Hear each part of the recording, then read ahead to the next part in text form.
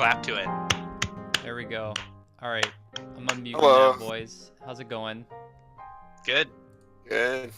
All right, so let's get this show on the road. This form may look familiar to you guys. Pretty much a copy from what we used last time. Wait, hold on. You didn't introduce anybody, and we're missing something. What? You didn't Yeah, just we have introduce a everybody. big announcement. Hey. Oh yeah. Oh, we're doing the announcement first. Okay, my bad. All right, so first off, to introduce, welcome back Astrus, which you may remember from last year's weekly review show. Hello. New person we got joining us this time is Vaughn. Hey everyone, what's up? And special guest just this week is Rimsky, which you may or may not know. Hey. This is probably a lot of people's first time hearing him talk, actually. So there you go. That's what Rimsky sounds like. Because he's not normally on the shows. Anyways, Rimsky has an announcement he wants to make before we get into it, so I'm just going to let him do that and put back on the image quick. Alright guys, just a real quick announcement about the Fantasy Prophecy Cup League that some of you have probably heard about from random sources. It's finally done. It's going to be live for week 2. Basically, it's just going to be a system where you can buy a roster on like a certain budget system, and each week you can change your roster. There will be a form where you can fill it out, and then you can just make a roster and compete each week. I'm going to be posting it right now in announcements. If you're interested, go ahead and sign up, and if you have any questions, direct them to Canada. Bye, friends. Okay. There you go. So anyways, I'm turning back on the sheet so everyone can see it in Twitch chat. There we go. If I can get rid of some of this. You know, I realized we didn't do like a slideshow. Yeah, I Oh, know. well. I Yeah, wanted to real do it lazy in time. week. It doesn't matter. Yeah. Here, what I'll do instead, since we don't have a slideshow, is I'll zoom the hell out of it so it's more legible on stream. There you go, boys. So now everyone can actually read what we're looking at.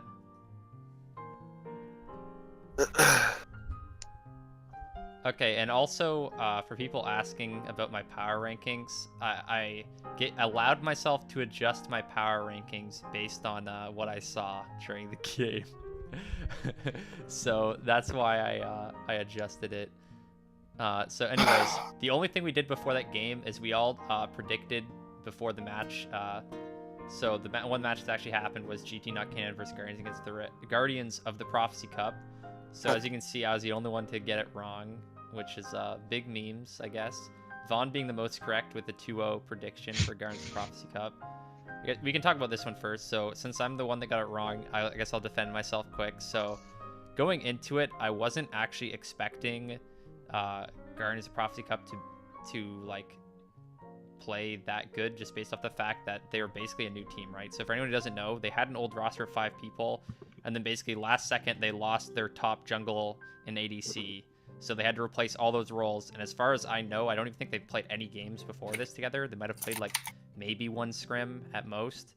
So my thought process is basically it's a best of 3, and I didn't know how their communication is going to be or who their shot caller is going to be, and if that would lead to issues late game. So that was why I gave the 2-1 to GT Not Cannon. So yeah, that's basically why I gave them the 2-1, but obviously very incorrect after anyone who watched that series. Yeah. I mean, that series is honestly, after I saw the roster updates, I was like, wait, it's pretty one-sided in my opinion. You know, KOC top lane. So Yeah, you have the arguable 3 best performing players in their role last season, and arguable, but in top jungle and ADC all on the same roster. That's a pretty stacked team. And also, if you watch the series, everyone played well too. Like Blake had some really nice plays, and honestly, Puff's been looking really good ever since playoffs. So I don't know, that team is mega strong already, and as long as they don't mental boom, then they should probably win a lot of games. Yeah, especially if someone on that team can buy Zed a new router, that'd be a huge bonus to their team. Yeah. Well. That'd be Kentucky huge. internet. Yeah. Anyways, let's go top to bottom after that. So the first matchup, still coming up in the week. I think all of these, but my matchup Vortex versus Crusaders is happening on Wednesday. I'm pretty sure. So the first Wednesday matchup is Sentinels versus Guardians of the Rift. So Vaughn, you're the odd one out this time with the 2-0 prediction. What's your thoughts behind this? Okay, so I didn't watch many of the planned matches for Guardians of the Rift. So it seems like I'm sleeping on them, but from my understanding, Edzy played ADC and smurfed every game, and now Yangsu is the starting ADC.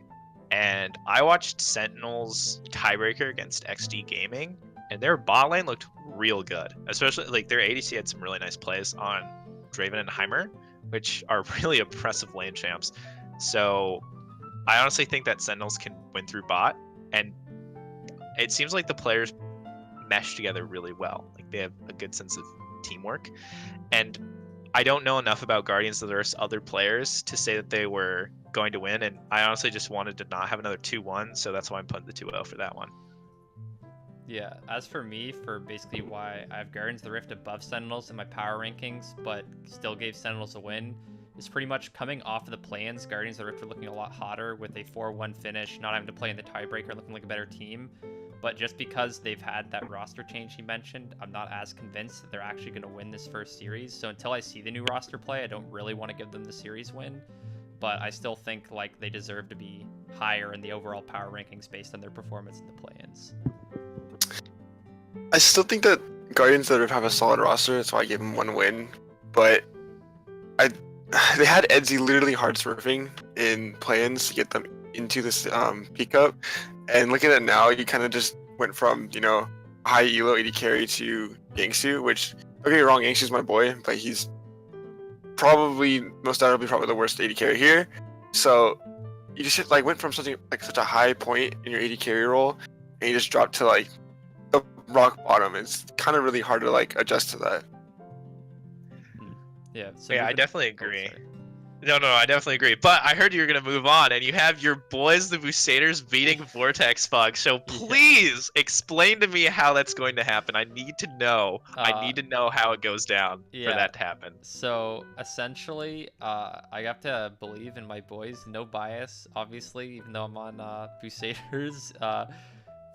Basically, the only reason I'm giving us the series is just that we've had some pretty good scrim results recently. And I think we're feeling a lot stronger than our, ending performance from the play-ins would show, with only being a 3-2 team. And I think even in our losses, excluding our very first game, they were pretty close. So I'm feeling pretty confident going into the series. So I know a lot of people, Vortex is a top team from last season, and we're really unproven. Me being the only person that was even on a team last season here, every single other player being new. So I understand why there's doubters, and I still have Vortex rated as a higher power rank team, but obviously being on the team, I got faith in my boys to pull it together, so that's why I gave us the 2-1 win.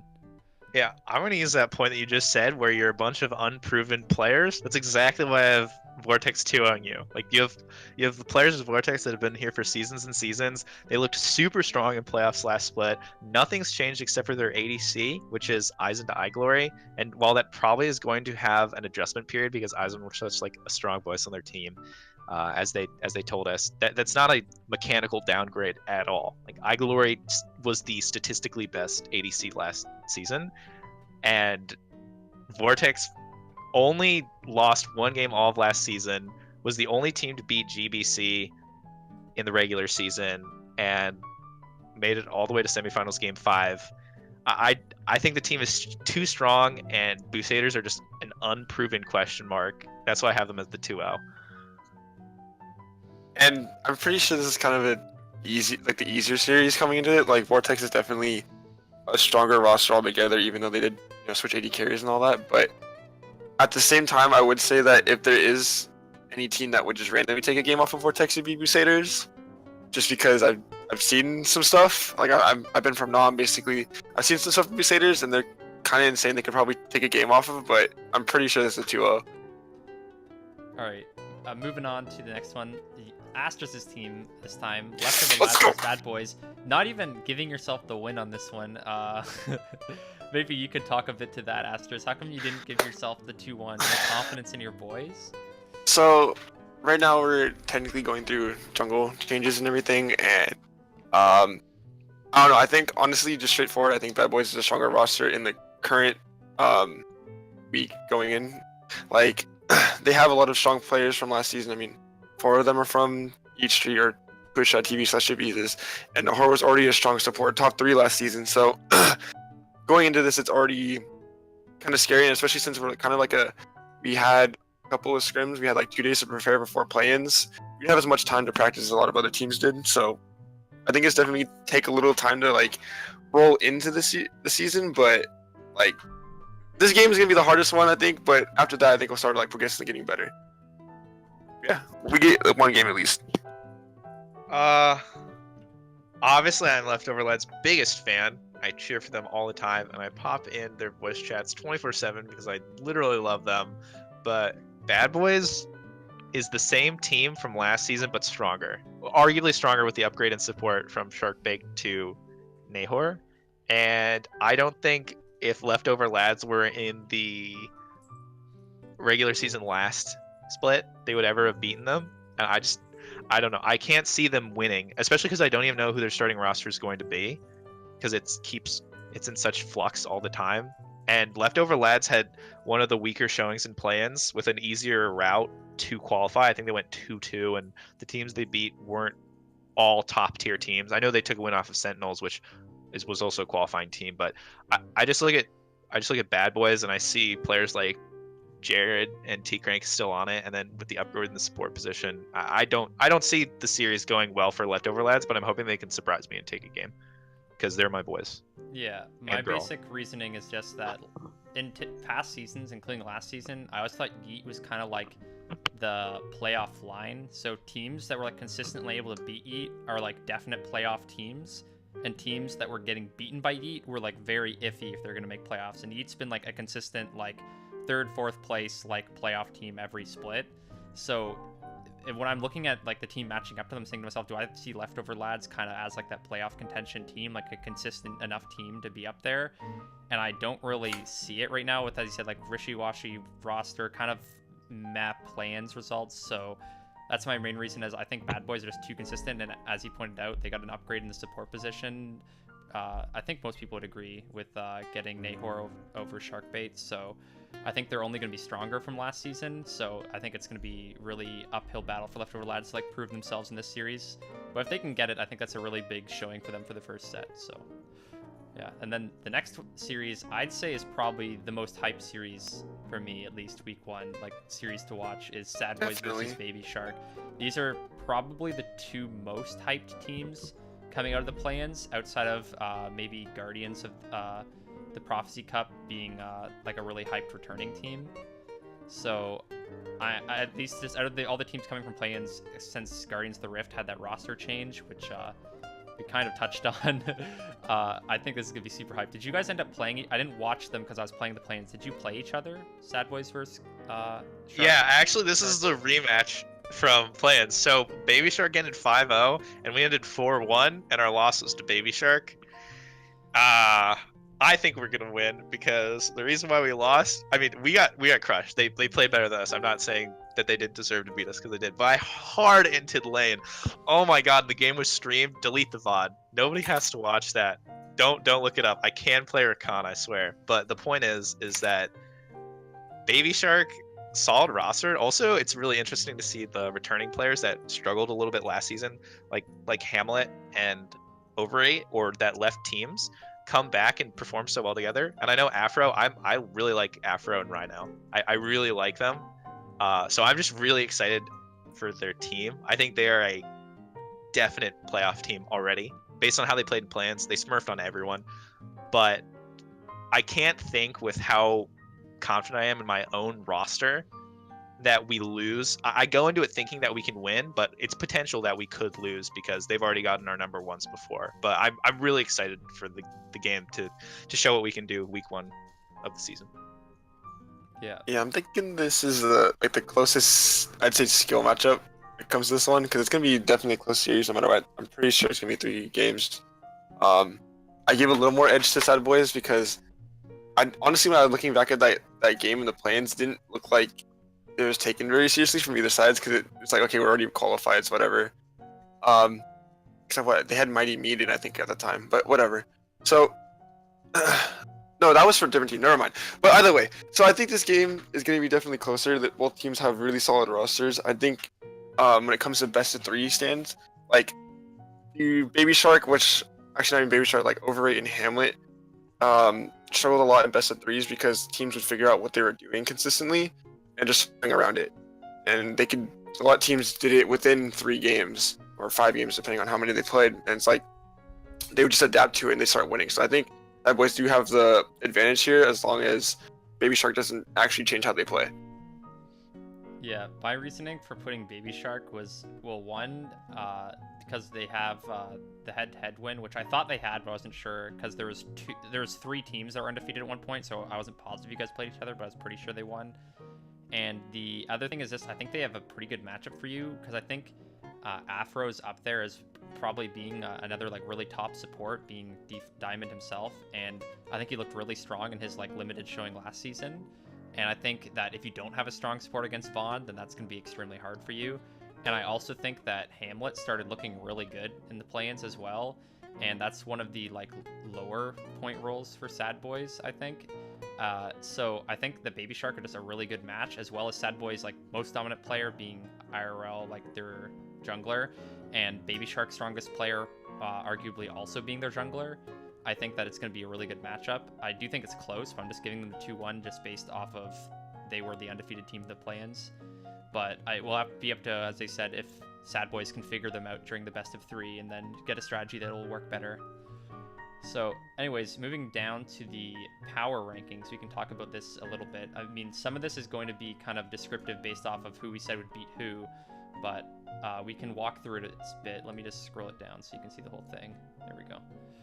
So, anyone want to walk through theirs first? Or I think we should go through positions each, right, and then talk about it. positions? Okay. Supposed to we do all of them at once because that's like kind of overkill. Yeah. Okay. If I'll you go want to through it. start, My number 'cause yours one looks is delicious. Baby Shark, which no one else has as number 1. This is just basically because they looked super good coming in from the plans. And I know it's not always like the hyped play-in teams haven't been looking super strong, but like last season, GBC was the number 1 like hyped play-ins team, and we ended up coming in first in the regular season, tying with Vortex. So I think there's no reason to like really doubt Baby Shark here with how strong they looked. So that's why I have them number 1. Yo, Astrus, why do you put Baby Shark 4 then? Like I said before, I think they've had before, specifically Overrate and Hamlet have a very exploitable strategy where they play around to each other, and like you see last season where they were just getting like hard stomped, and then actually near the end of the season before that, where near the end of it is kind of getting sketchy up until finals. But like I said, if some people can start adapting to how they play 2v2s, pretty sure they kind of just lose all momentum in all their games. But that being said, I don't think that they also lose to any of the teams in bottom 5. They could drop games to Bad Boys and stuff, but like, they're definitely top 5, just not higher than 4th. All right. Well, I put them 3 because I feel similar about the strength of the roster, but I'm reluctant to put any. I'm reluctant to put any of the play-in teams so far up above established players that I put in the top 2, because those rosters. I ranked my teams for the team power rankings after the roster change, so which we all did just for clarification. But when you have such consistently performing top players on those first 2 teams, you have to understand that play-ins is a vacuum. So some of the teams that qualified played against teams that are even worse than teams that might not compete, right? So they're wins that you got against teams that aren't even close to the level that's here, which is for fun, but still at a somewhat competitive viability. So I was reluctant to put any of them above pretty much the only returning teams, even though Guardians of the Prophecy Cup is a mishmash of IRL and Hash. But I definitely have them as number 3 because based on results of play-ins, they were the best team from play-ins. So that's just not arguable. But I think number 3 is a solid choice. And if they play like they did in play-ins, there's no way they just don't win consistently. So that's all I got for that one. So you want to go to my first then? You should go across. I put Guardians of the Prophecy Cup because before this, it wasn't looking like a great roster, but after they changed up the roster, they picked up Kiyoshi, Neither Zed, and Secretic. Yeah. Like Vaughn said earlier, they have 3 players that are definitely they were number 1 in their role last season, especially going into playoffs and everything. So looking back at it now, they have those 3 good players, and then they have Blake and Puff Nasty, which Puff Nasty was probably like sitting about 5th, honestly, last season on the rankings, and then Blake was also sitting about 5th, But with the other three players that they have, it just makes the roster insanely strong. And I mean, I don't want to say look at the game that they just played, but if you look at the game they just played, they played really, really well. So. Well, my number one. Oh wait, I just totally blew over my analysis of Prophecy Cup. Sorry. I put them number 2, not to just completely try to override everything there, but for a lot of the same reasons you did. Like you have the same reasons. I said that Kyoshi was one of, if not the best top laner last season. For me, it was between him and Rex, and I think I gave him the nod in the boat, but I don't remember. But anyway, regardless, arguably best top laner. I already touched on this. So Nida Zed, reigning MVP, highest rated MVP player in the history of the league. Mid lane, Blake, fringe top 5 contender. It's super good value for his points. And then bot lane, Smoking Gun, Socratic, Shim ADC, whatever you want to call him, whatever you know him by. Without a doubt, the best ADC in the league right now that Little Greed is gone. And then support is an upgrade from Socratic's support and plans. It's Puff, and I think Puff did actually really well in quarters. Like he busted out the Morgue, he busted out the Blitz, and I thought he was pretty criminally underrated. So honestly, this team is gonna smurf on bot lanes. Like the bot lane is gonna eat people alive, and then jungle on top as well. It'll be up to Blake to make sure that the weaker point of the team doesn't fall to him, and he steps up. If he consistently plays like he did today, then they are 1 or 2 team, no question about it. So as long as there's no mental boom, they're good to go. So how about you, Fug? Why'd you put them 3? Right. The main thing I'll say is I did not watch the game they just played, so I have no idea how all the players looked because I was on the bus during the thing trying to make it home to stream this. So just for context for that, I did not have time to watch that series, so I didn't see how the individual players played. So I just kind of put the teams that are more known quantities for me. So I know from playing against Sad Boys several times that they're a super strong team. And just based on the fact Baby Sharks beat them and they had that insane play-ins run, I put Baby Sharks above Sad Boys. So those are kind of like my 2 known quantities. And then I also know that Vortex was a super strong team from last season. So just based on the hype coming off of Guardians of the Prophecy Cup, I gave them like the benefit of the doubt to put them above Vortex. But I didn't really want to put them above the other teams that I just saw recently play really well. So that's why I think definite potential for Vortex to be above them. As I said, like they were almost undefeated last season during the regular season. I think they were 4th place from playoffs teams. So definitely not a team to be underestimated. Just right now, Guardians have a lot of hype. So I have them number 3. Gotcha. And that ties in well because I was the only one who put Vortex number 1 because we all have the same top 4. We all have the same 5th, and then we had the same bottom 4 in different order. So I put Vortex number 1 because they killed it in the regular season. It's tied for the best record. You're waking up to 9 hours, pal. But they only lost 1 series in the regular season. They beat every other team at some point, if I recall correctly. Like they beat Goth by Click, who's the strongest team. They beat IRL, who eventually went on to win the whole thing. Insane roster, top 5 players in each role, and with the change of iGlory, it'll be interesting to see how they adjust. I don't know if they'll be the number 1 team this season because I know Aizen was such a factor for them, and we'll see if iGlory fits with their team the same way from a 5v5 perspective and not an ADC mechanical skill perspective. But I'll just leave it at that, and so I think we should move on from Vortex unless Astrus, you have anything to add that's different. No, I mean, I put them 2nd just because basically the same thing. The roster from Prophecy Cup looks a little bit better than theirs. That's fair. We all have the same one at 5th. Yeet Street, Bad Boys, Beezus. Yeah, we can just probably jump to 5th because I think we've talked about all the teams. All the teams, yeah. We have. I guess. Well, we talk about 5th and 6th because they're the same. I'll quickly touch on my 5th, 6th. 5th is just kind of for reasons I stated before when I was talking about my predictions. I think Yeet's consistently been a playoff team, and if you don't put them top 6, you're kind of trolling. And I think that they made an upgrade, so I think any team that I have below them is kind of unproven teams that are new to the league that really have to do something special for me to ever put them above Bad Boys because they're kind of the known quantity that you know are going to perform and almost certainly are going to make playoffs. So that's why I have them coming in at number 5. And then Crusaders for 6 is just because I think that we were the better looking out of the teams that are kind of filling out the bottom 6 coming out of play-ins. I think we had one of the harder schedules coming through. And I think we did lose a game to GT Not Canon at the end of the play-ins, but I think most people that watched it, like, we kind of we trolled one really big play and got backdoored by a 10-kill Wukong, but we were like doing well for most of the game, and it was like pretty much just a really big troll play.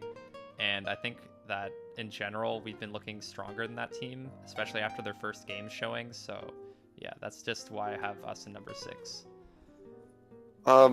For me, Bad Boys is the same thing that he said, where they're just kind of like the baseline. They're always going to be in playoffs. They're always going to play well. I just don't think they play. Or let me rephrase that. I don't think their roster is looking as good as some of the other rosters were. Yeah, Baby Shark, Sad Boys, and Guardians of Prophecy have all played games since we've last, looked over everything. But Bad Boys do have a consistent roster, so they're definitely going to be top 5. I just don't know where I would put them considering the teams that have already played. And Vortex looks, in my opinion, just much stronger than Bad Boys ever is. Yeah, and I'll agree with that too, because I put it in the same spot, but for potentially different reasons. I feel like even though there's a definite upgrade in the support, because Nahor is the top 3 support last season, the team's weaknesses still aren't different for me, and it feels like they're too inconsistent for how good their carries are. They don't win dominantly and consistently enough. I don't know why, and that seems facetious for me to say because they got 3rd last split.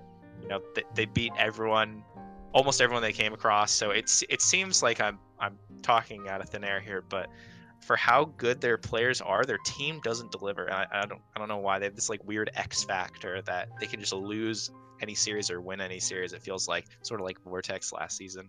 So I left them at 5th. 6th place Bucators.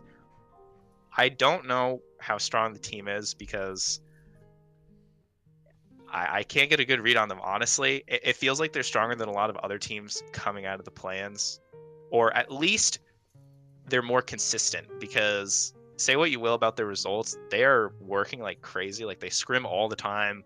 They're constantly like working together. So I respect the hell out of that because they're putting in the grind. And if they keep doing that, like, honestly, it'll start translating into results if they keep it up. So I'm excited to see what they'll do with that. So our 5th and 6th are all the same. I don't want to add too much to that. I didn't talk about Funk's team. Whoops. Yeah, you're griefing. I think they're a bunch of cheesers and everything. No. So I think they did put in a lot of work, and I think they definitely deserve to be top 6. Now, am I saying that they definitely won't be going down going into like farther into the season? No. I think they have exploitable parts, but as of right now, they're definitely like above the bottom 4 teams. Not above or not anywhere higher than that. Okay, wait. Okay, so I have to ask, why did you guys? Because all of our stuff is the exact same, except for 7 and 10. Because we have the same 8th place, we have the same 9th place. Fresh trigger. I don't. Okay, you're okay.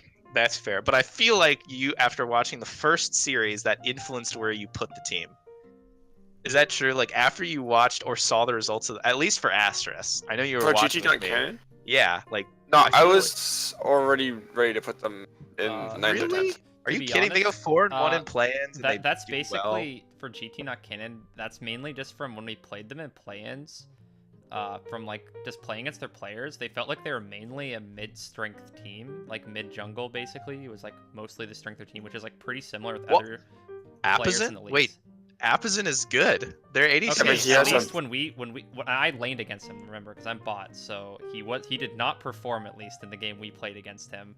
And when I heard he also didn't perform in the other series against Guardians Prophecy Cup, as well as their mid not really crushing Blake, it just didn't really bode well to me, at least.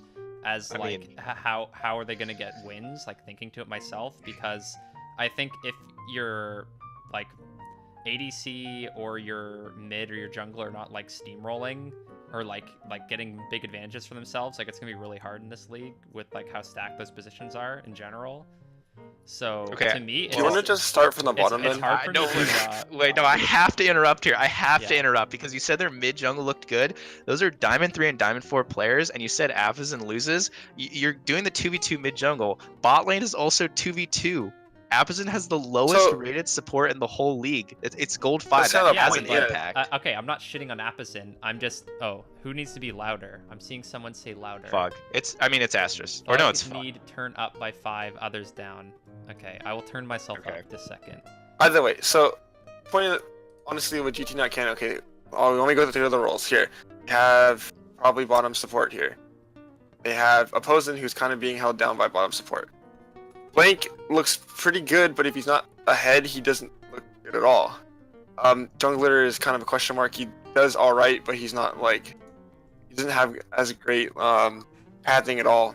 And then Freshburger, I'm not going to continue, but that's like when I'm looking at it without even looking at the first series. I've already decided this. Like looking at it, that's just how the team works for me, and I just don't see them like consistently taking games off anybody. Yeah, I think they're Alright, just, like mainly either a mid carry team or they need to stall the game long enough for opposing to do something, because I don't think he's going to be able to do anything in lane with his current support. Is my Okay, issue.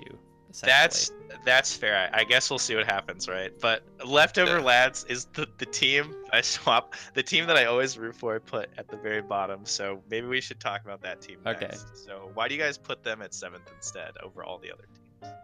Leftover Lads is just because I've been playing against them like a few times already, and from I'm ready seeing for a it. couple other games, and basically I think they have like a really solid late game, and I think about any teams that aren't just gonna like blow them out of the water and like steamroll.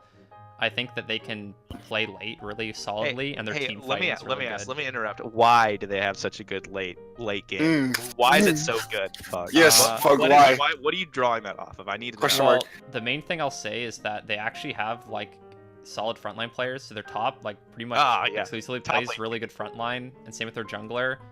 Yeah, And then they just probably carry Astrus just everyone plays else. hyper scaling, and they Oh. pick e-girl support. So it's pretty straightforward on like how their comps are running towards the late game. And then obviously the thing Astrus has been clapping his hands for that he wants me to say is that Astrus is probably one of the best late game ADCs and things like Kai'Sa and Jhin. I don't etc. know.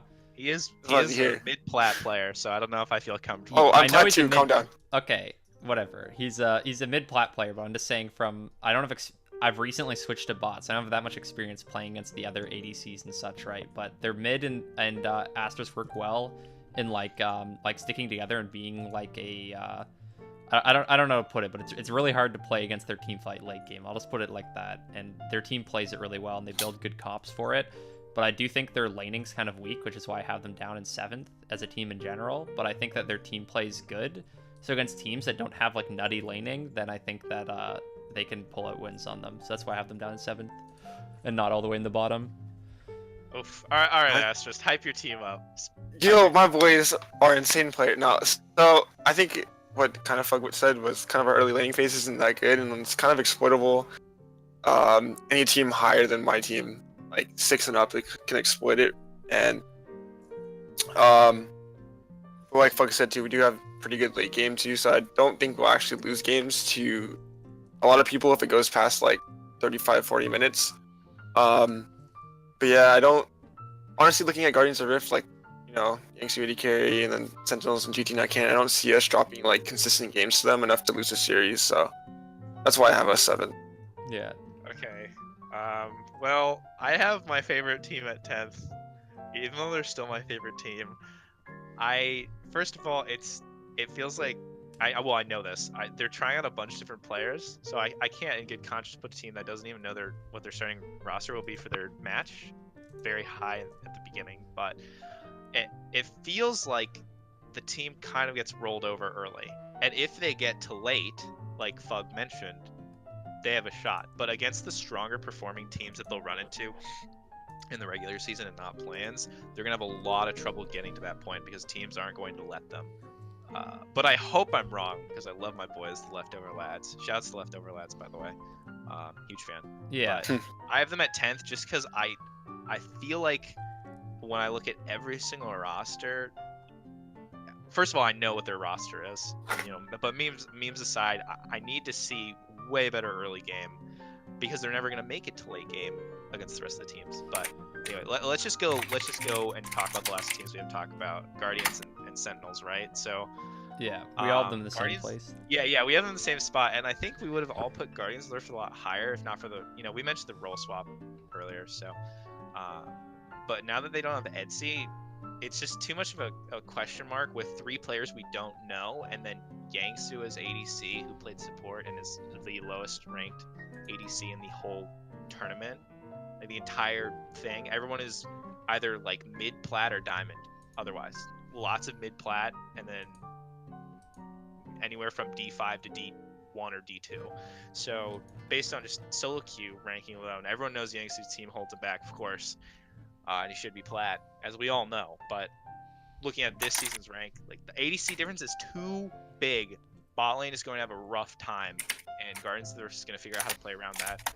If anyone has anything different to add, feel free to chime in, but I feel like that summarizes it pretty well. Yeah. Someone else wants to take Okay. this. One thing to answer completely is just for a lot of people asking. I think all of us predicted Sentinels to beat Guardians of the Rift, but have Guardians of the above. It's basically for the reason he said, that we think bot difference is going to be huge in that specific series, and the fact that we haven't seen Yangtze play ADC yet at all. He's pretty unproven in the position. He could be a beast for all we know, right? But it's, considering how strong Sentinel's bot lane has looked, it's kind of unlikely. And I think in that specific matchup, they're a really good match for Guardians. So I think they're likely going to win the matchup. But that doesn't mean that overall, I think Sentinels are looking like a stronger team, because in their tiebreaker match, I think they looked pretty exploitable against the other team they're playing against. And I don't think they're going to have a lot of success against the other teams above them. So that's why I haven't put Sentinels above Guardians of the Rift, even though I gave them the win against them specifically. Hey, well, Astrus, as the person who played against Sentinels, well, actually, Fug, did you ever play against Sentinels in plans? No, it was just me, I think. Okay, yeah. Mostly. So how about you talk about Sentinels then? They're okay. So let me look at the roster. I don't remember their names off the top of my head. So their top laner was pretty consistent. Northern Pickaxe I thought would be much better when going into plans. I was actually kind of scared of Pickaxe, and they kind of just underperformed in my opinion. Like our game was pretty quick, if I remember correctly. I was not impressed whatsoever by their AD carry player. I mean, looking at the stream later on, he played like Heimerdinger on stream, and then he played the tiebreaker. He played Draven, and it was like, okay, he looked pretty okay on those stuff, but he wasn't like hard smurfing on kids when he's like a Diamond 5 AD carry. He's kind of rolling over. He was matched against the ADC that we all think is the best ADC in the league in that. I mean, even then, whatever. The performance is admirable. You're playing Heimerdinger, let's be real here. Like, if you're playing Heimerdinger and you're not like hard pushing in, hard out CSing, then I mean, whatever. By the way, he didn't look good against me when we played, so he on the team. Yes, Astrus, the king. The golden standard. Like, yeah. The poster boy of ADC. I am, like, come on. No, if you whatever. lose Astrus, the bias will reflect. The bias is gonna come out, yeah. You'll know. If you lose to me, you're not even top 5, let's go. So, But, T-Crank, you better hard smurf and Alright. lane pal, or else your What- team's... Do you guys What I want to will move say- on to top 5 after this anyways?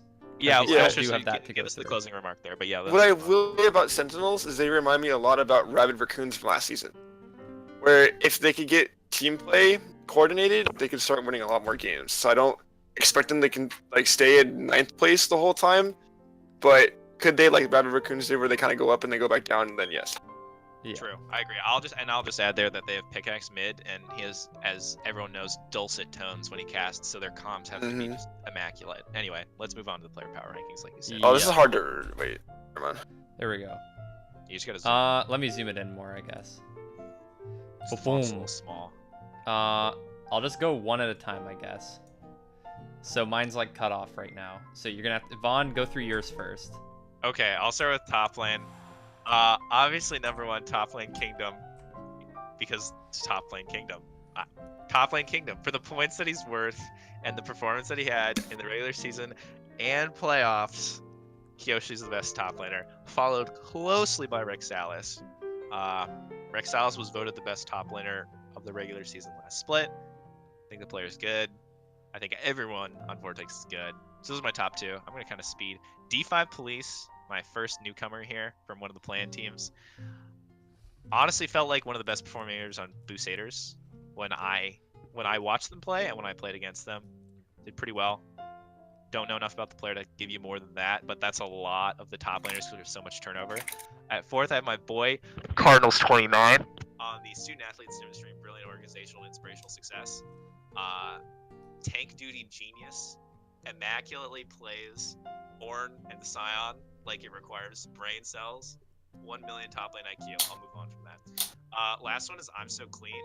And I went with this because a lot of people actually said, even though Edsy was playing really well for Guardians of the Rift, that they said the top laner did well as well. And honestly, this was a problem last season but with the top lane pool so limited, or the depth is very small, Yeah, I think Vaughn, that- for some reason you just got really quiet. I don't know what just It's because happened. you yelled into your mic and then like Oh yeah, the you auto did not yell in your mic. Yeah. auto Yeah. just I was getting hyped for my void cards. Yeah. So I think any top laner that comes into this league and is relatively quote unquote high elo, right? D5, fellow D5 out here. So I respect that. I think anyone that comes in there could just potentially be a top 5 already. But that's what I have for the top laners. So how about I turn over to Astrus, who literally copied my list almost. I put my list in first, to be honest with you. Okay, undeniable king of top lane is Kyoshi still. I think until someone decides to not into him like game 2 every single game, he's gonna be like number 1 for a while. Number 2, Rexalis, same thing. Let me finish that. He's been like probably the best top laner outside of like the exclusive matchup against Kyoshi. But he's been like solid. He was solid last season. Going into the season, he's probably gonna be solid again. Third, D5 Police. When he's playing top lane, he looks pretty good. But that's a question mark for that team because he plays 3 different roles. So, but when he is playing top lane, he's playing better than most of the other players in the league. And for my last 2, I have Sivulter and Cardinals. I think they're pretty solid players for their role. We haven't seen I'm So Clean. We haven't seen anything else from the plans or anything. So, these are probably the only 2 top laners I can pick. Honestly, I don't see any of the top laners I'd be putting up there. I mean, yeah, I don't think anyone I put up there. So yeah. What about your tops, Fug Nuggler? All right, I'm going through mine. So I guess controversial. I got D5 Police, my boy, number 1 here. I don't know. I just think he's really strong. He hasn't really lost lane. He's been smurfing on people mid and top lane in like basically all our games and in all our scrims. He's been like our number 1 performer, getting solo kills and shit, or getting kills in blah blah blah. Anyways, I think he's looking super good. If people remember him from last season as well, he was in the play-ins and was smurfing on people. Tai2G, if people remember him. He was super hyped, then got dropped like before week 1 randomly and never shut up again. So, for like IRL issues or something. I don't know what happened, but he's back, baby. And I honestly think he's looking really good. Rexalis I have number 2 just because he was MVP top last season. He's super solid player still, so not going to count him out. Number 3 I have Kyoshi, who was like winning top laner last season. Was Kyoshi on a play-ins team? I don't remember. No, I don't think he was so. not. But so we haven't seen him much this season, but he did just play. I didn't see the game, but I heard he played pretty good. So putting on number 3. Number 4 I have I'm So Clean. To be honest, I didn't see his games that much, but he had like pretty good stats, and he's D5 top laner, and top lane role is really freaking underpointed, and most of them are like plat 5, so I'm putting him there. And then number 5 is Cardinal 29, just because he is a pretty decent Scion when he's on Scion. I don't know how good he is on other tops, but he did look good in his Scion games, so I'm putting him up there. Yeah, jungle, I think most of us agree on IRL Enjoyer and Overrate being top 2. I put Nova Typhoon number 3. Let's not put words in my mouth here, but I'll what? wait for my turn. Oh yeah, sorry. I you didn't I have wouldn't Overrate. agree, but we can continue. Sorry. Okay, I just was looking. I can only see the one directly above it because I'm zoomed in as shit. Yeah. I put the Nova Typhoon number 3, which again, people might say biased, but I think he's been performing super solid. He's the only jungler that's playing Nunu really well right now, I think. And New Typhoon? yeah, Nunu Typhoon. And he also has other picks that are getting banned out constantly, so he draws a lot of bans as well. So I think he's super solid player. Next one is Ropey, who was a really good top laner for most of jungler for most of last season.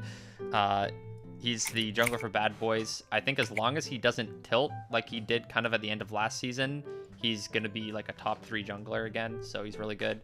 And then he's also really, I think these 3 positions are all really close with Loker, Ropey, and Nova Typhoon. Loker being like easily top 2, top 3 jungler from last season. Mid lane, I put Charlie number 1 just because he was like basically the top echelon was Vaughn, DPS, and Charlie last season. Wait, And do we not get to talk about jungle? Wait, pal, let us catch Wait. up. Oh, Wait, sorry. we're doing jungle. Yeah, come on. Yeah, we're bro. doing jungle. You're just blitzing I ahead. was going through it. Yeah. My bad. Yeah, let Astrus take over. Yeah, Astrus All right, is so I got I gotta clear my throat for this one. Yeah, it's I got been my so long boy- since you talked. IRL enjoyer for #1 jungler, definitely the strongest jungler going into the regular season. The only one that could ever rival him from what we saw was Overrate, who also looked insanely good at like the game. That guy was insane. Third, I have, which is a little bit lower than both of these guys, but I have Loker. He looked incredibly solid last season, and most likely he's going to bring it into this season too. Fourth, I have Night of the Zed, who yet again MVP for jungle last season. But you know, looking a little sloppy because he has 2,000 ping. You know, if he gets a new router, he definitely goes up to third. But close, very, very close to Loker. And then fifth, I couldn't decide between Ropey and the Snap Meat. I can't say his name.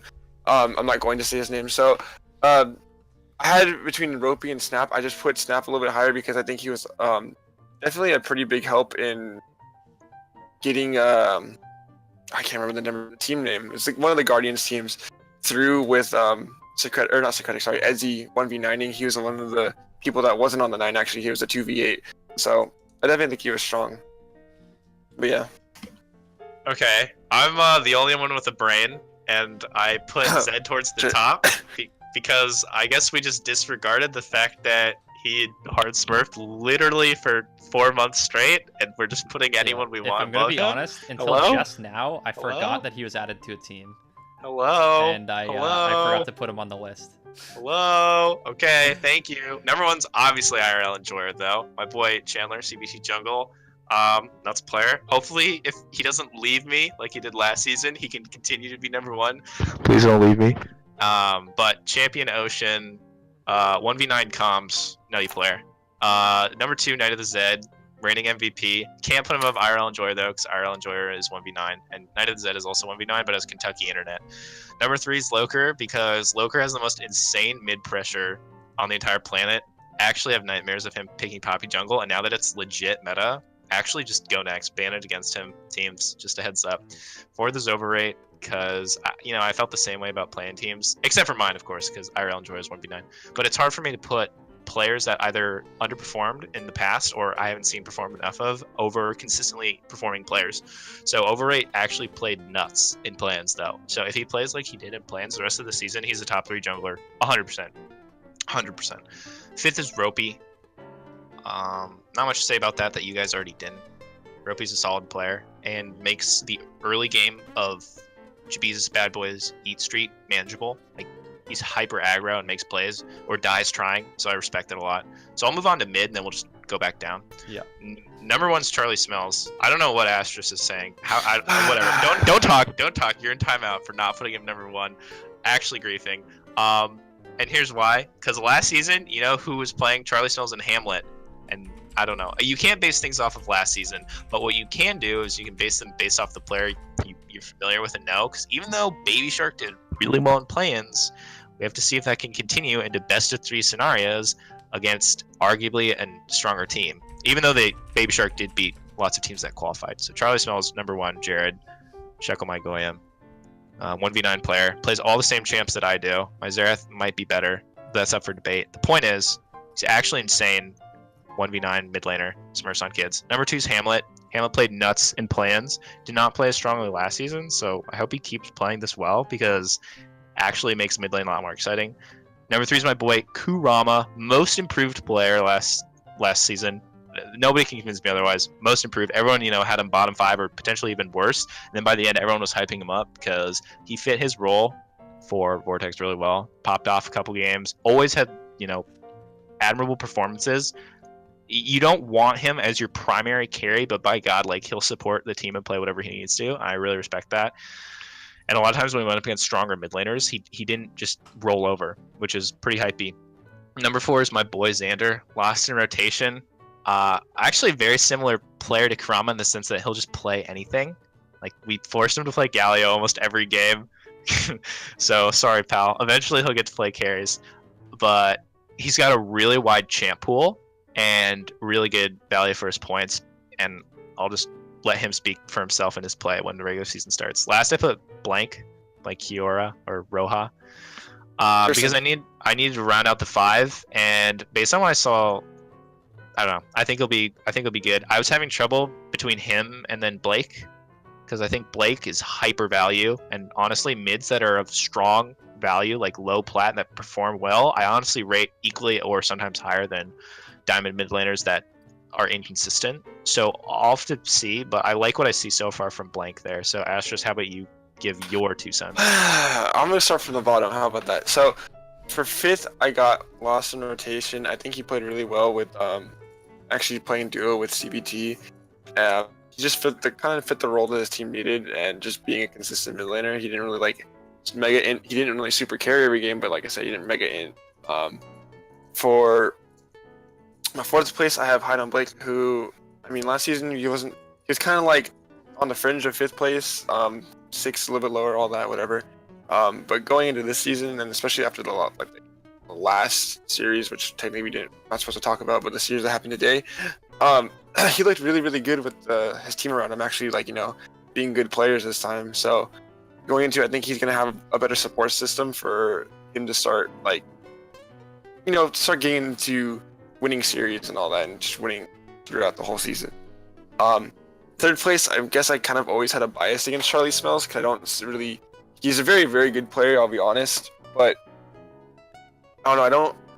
I don't see him a better fit on his team than Kurama is. I think Kurama is a better fit for Vortex altogether, and he's a great mechanical player. I just don't see him better than the 2 players I have above.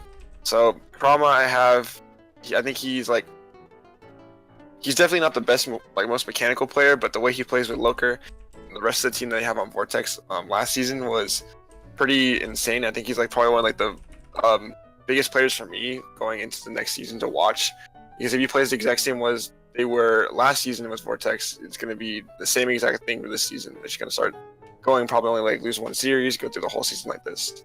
For first, I have Hamlet, because overrate Hamlet's back. If they play the same way that they played throughout all the plans, I'm pretty sure he's gonna be #1 mid laner coming into next week. If I say the first 3 or 4 weeks they just start winning every single series, you guys are gonna say the exact same thing. He's gonna be either top 2, if not first. So I'm getting on the hype train now, and I'm gonna stay on it. So Hamlet #1, undoubtedly. All right, I'll move on to mine now that it's actually my turn. All right, so first one, which I already ran through, my bad, is Charlie Smells. So I said this before, basically he was top 3 echelon of mid laners last season. The other 2 either role swapped or are no longer in the league. It's, DTS is a sub, but it's at the point, so he kind of just bumps up to #1 in my opinion.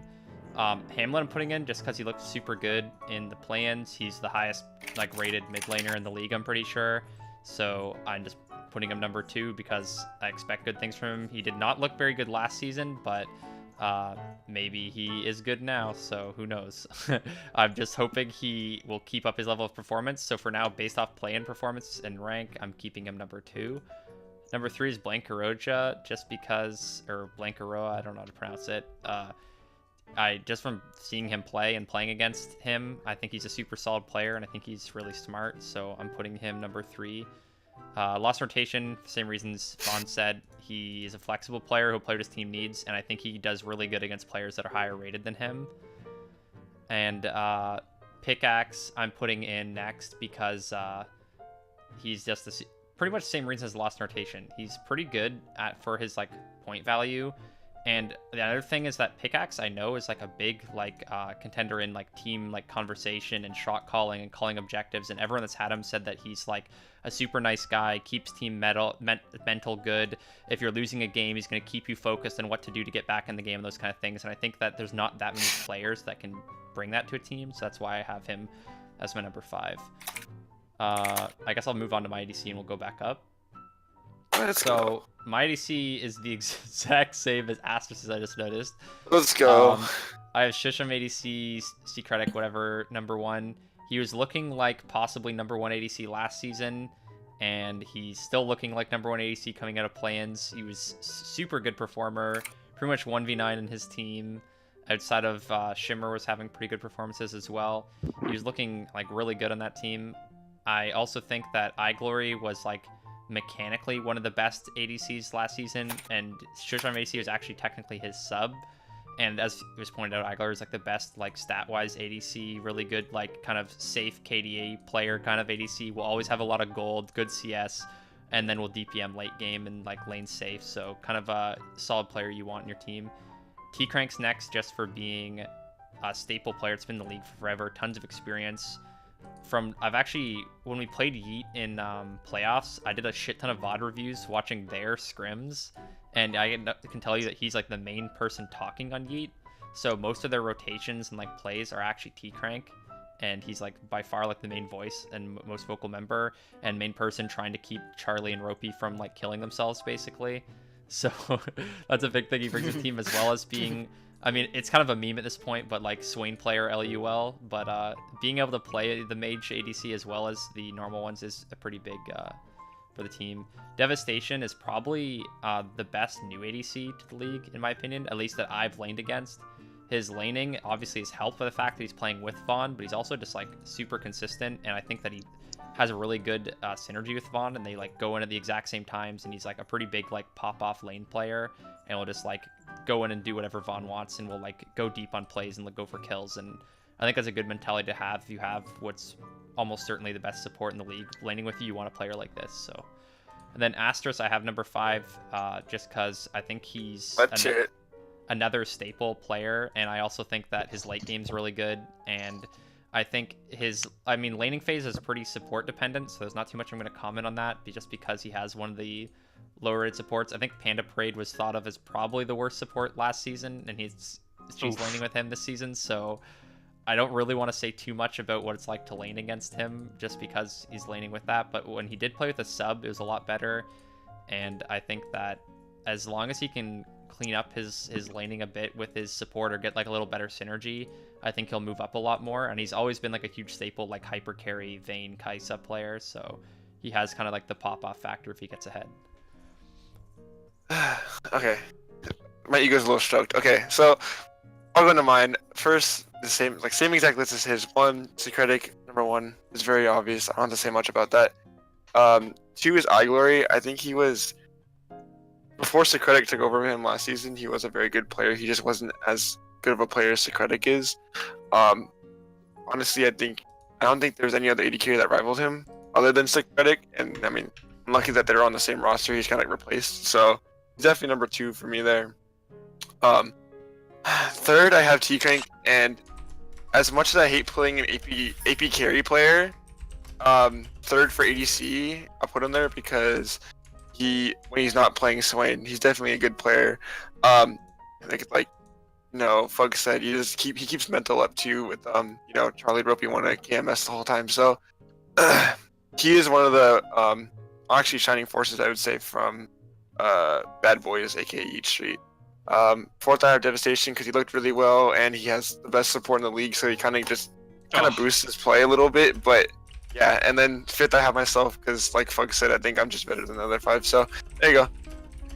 Okay, the only difference I have, I'll just touch on that, is I have a deserving top 5 ADC in the top 5 spot, which is Abzin. That's the only difference I have, really. I have Dev 5 instead of 4, but Abzin, nuts player, honestly. I think he's getting his support's gatekeeping him, but he looks so good when he's on GT non-canon, and maybe, I don't know, I feel like GT non-canon's getting underrated.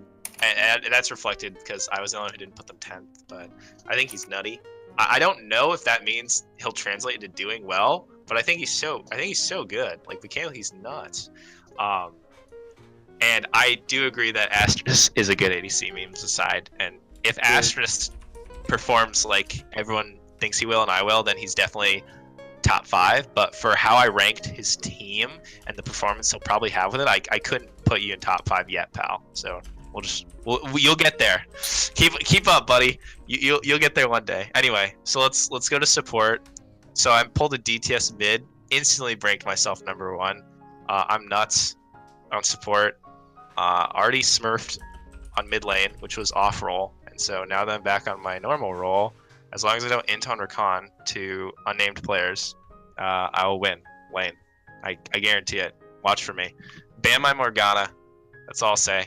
Number 2, Man Walrus, because now that Doxling's gone, he's by far the best support from last season, and he's a monster. He plays. I love the picks he plays. Like he plays Alistar, he plays Tarek. I really like those picks in land. I'm a big fan.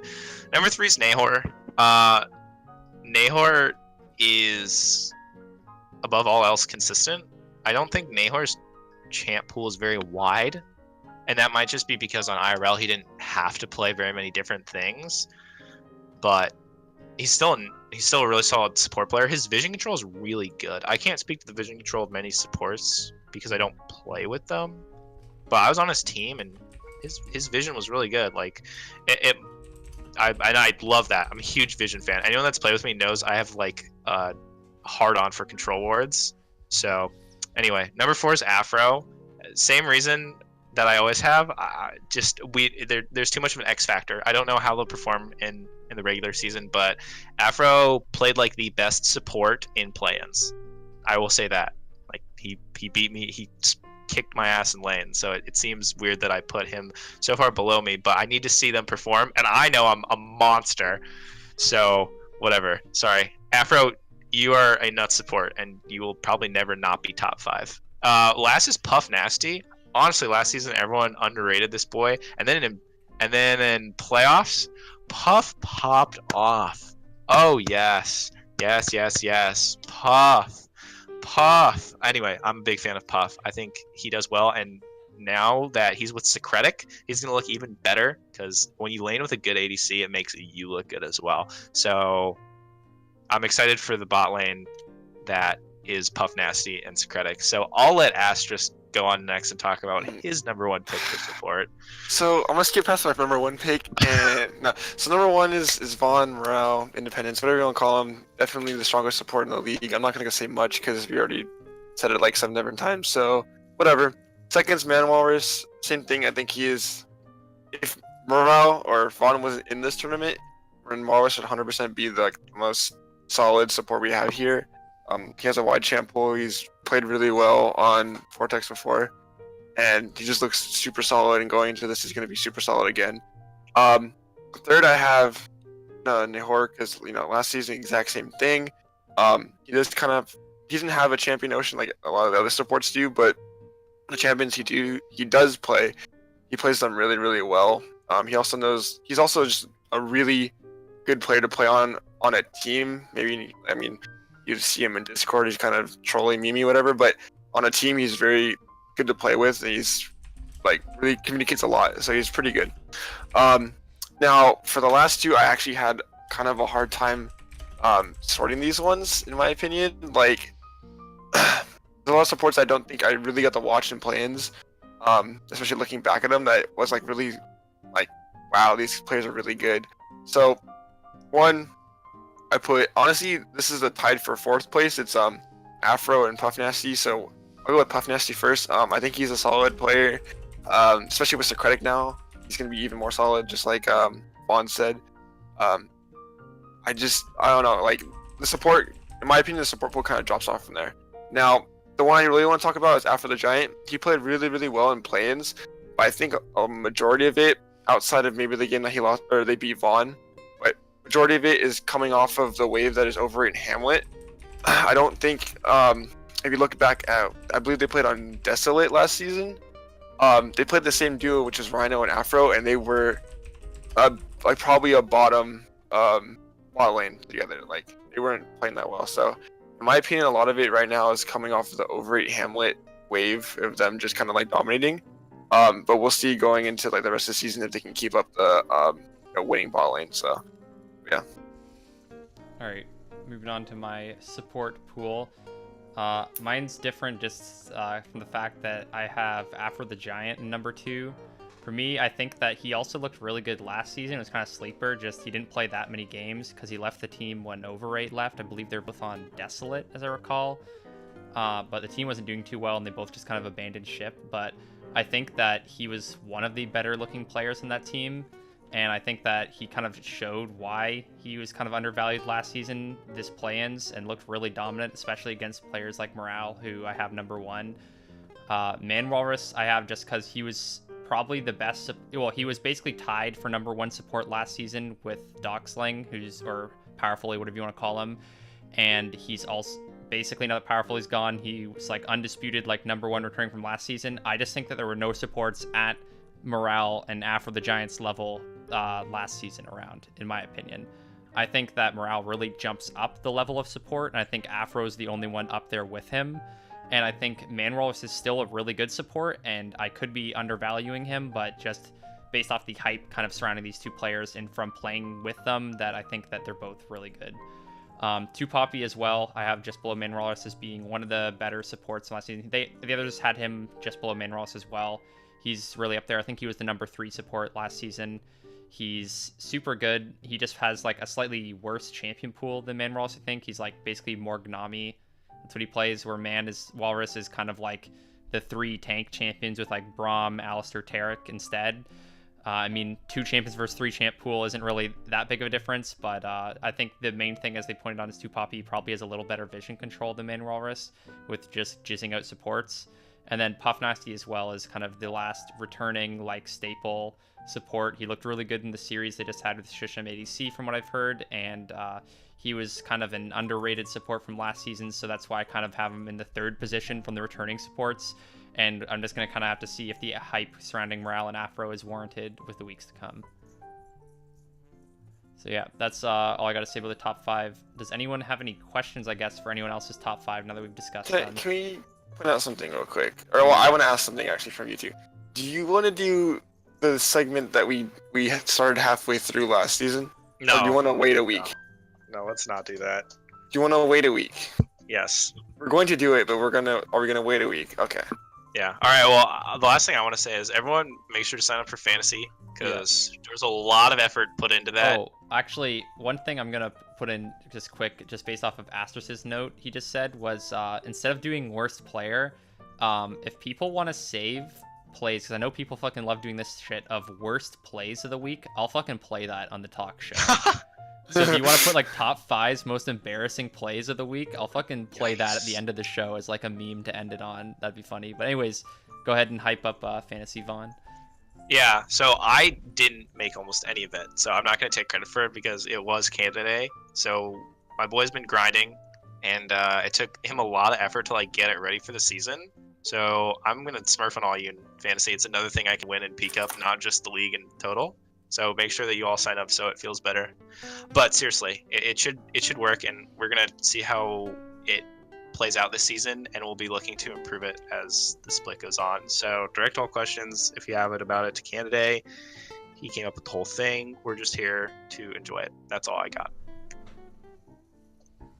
All right, so I think that's all we have for this week, just because it's the first week of games and we don't actually have any games to review. It's gonna be kind of short, but next week we're going to be doing a full review and more predictions, and hopefully we're going to have some videos and stuff to show you guys. So that's all for this week. See you guys after the next one. I'm Nuggler, and this is Astrus, if you want to say bye. And Vaughn, thanks for coming as well. Yeah. And Rimsky's not here, but thanks Rimsky for doing his little spiel, and we will talk to you guys later.